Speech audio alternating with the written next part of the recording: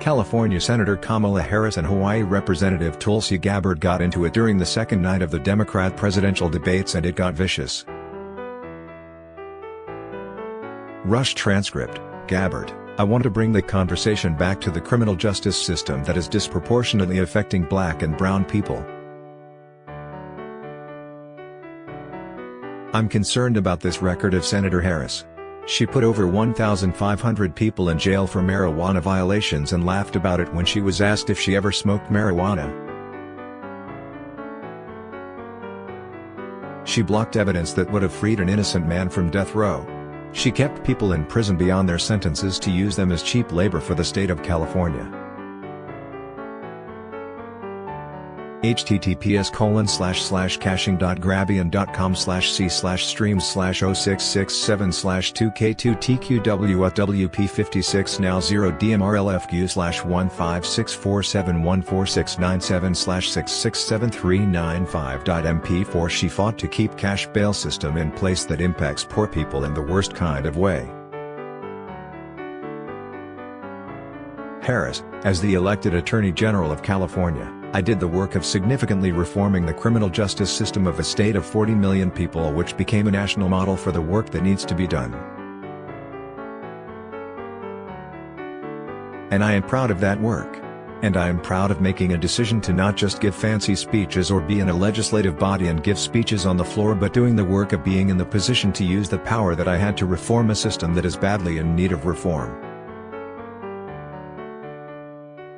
That is why we created initiatives that were about re-entering former offenders and getting them counseling.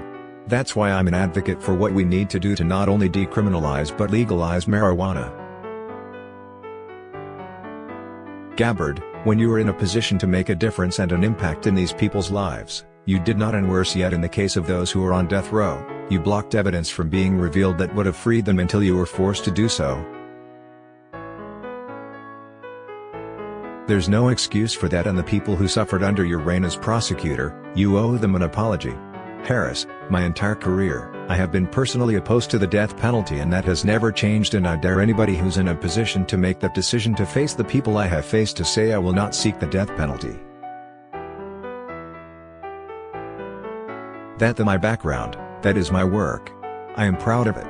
I think you can judge people by when they are under fire, and it's not about some fancy opinion on a stage, but when they're in the position to actually make a decision. What do they do? When I was in the position of having to decide whether or not to seek a death penalty on cases I prosecuted, I made a very difficult decision that was not popular, to not seek the death penalty. History shows that, and I am proud of those decisions. Facebook has greatly reduced the distribution of our stories in our readers' news feeds and is instead promoting mainstream media sources.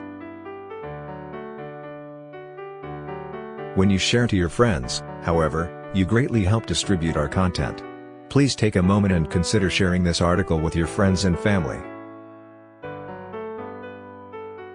Thank you.